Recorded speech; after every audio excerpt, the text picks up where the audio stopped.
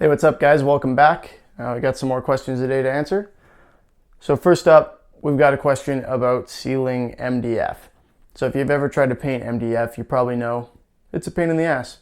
MDF has a tendency to soak up all your paint. It's tough to get a nice even finish on it. It's tough to get a good gloss. It's really just tough to work with. So there are some tricks that you can use to help you kind of alleviate that problem. And there are a few different ways to go about it. Some people like to basically skim coat it with filler. I don't. I've done it. It works. It's kind of a pain and it's a little bit slow. Another option that a lot of people use is a catalyzed primer. They'll spray a coat on there, sand it back until they can't even see it, and then go from there and do the standard primer and paint deal. That tends to work pretty well. The primer from that first coat is going to basically go into all the little pores in the MDF, and once you've sanded it back, it's going to be like painting anything else pretty much. There's still a possibility for stuff to absorb in there, but it's usually not a big problem. What I like to do is use a solvent-based sealer first. So I'll basically get like a lacquer sanding sealer, spray a coat or two of that on there and sand that flat. And that tends to work pretty well. Once I've got that sanded back, it's usually not an issue from there. Then I can move straight into either more sealer or primer and then my paint, and I tend to get a pretty good finish doing that. And I can polish it out to a gloss and all that fun stuff, no problem. The important part there though is that it's a solvent-based sealer. The thing about MDF is if it gets really wet, it can swell, it'll expand, it'll kind of disintegrate even a little bit if you go too far with it. So if you're spraying a water-based sealer on there or rolling or brushing on a water-based paint, you can run into some issues with that. So that's how I seal MDF. Let's move on to the next question. All right, someone has asked me about the differences when painting an acoustic. As you've probably noticed, I've done an acoustic on my channel, but I usually do electric guitars. A lot more people are in the market for fancy custom paint jobs on electric guitars. When you're doing an acoustic, there's a little bit more that you need to be concerned about with basically when making your paint choices.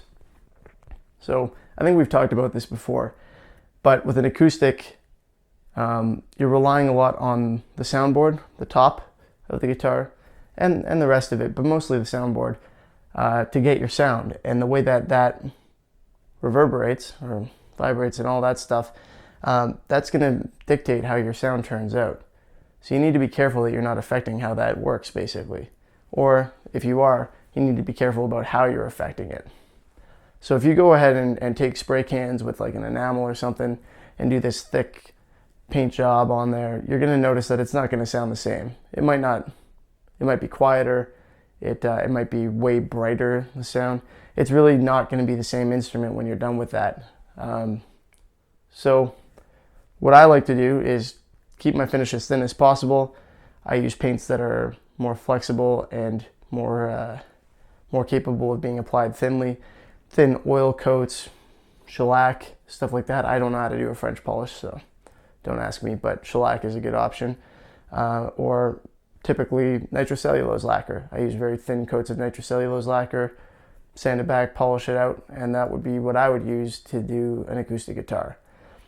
I also wouldn't do like 10 coats because for some reason if you buy a can of lacquer, sometimes it says, 10 coats this many minutes apart, and then like 5 cans of clear, and I don't understand why it asks you to use that much. I guess you can get some depth in your finish that way, but I really wouldn't do that on an acoustic guitar of all things because the thickness of the finish can mess with your sound. Well, here's one that I can ask you guys. I love it when you guys ask me questions that I can in turn ask you as well. Someone has asked if I could basically buy any guitar I want, what would I buy?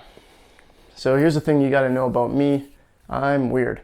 I don't have a tendency to buy the kind of standard stuff, particularly when it comes to guitars.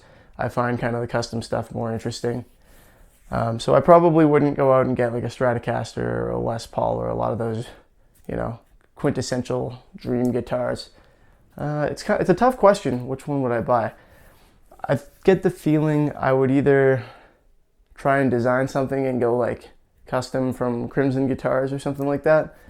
Or I'd go with like a 7-string fan fret Buckeye Burl topped Ormsby guitar from like Australia, I think they're from, or a Skirvison, or maybe a Kiesel, but I don't know. I'd probably go like Ormsby or Skirvison, something like that, or maybe an Alfer.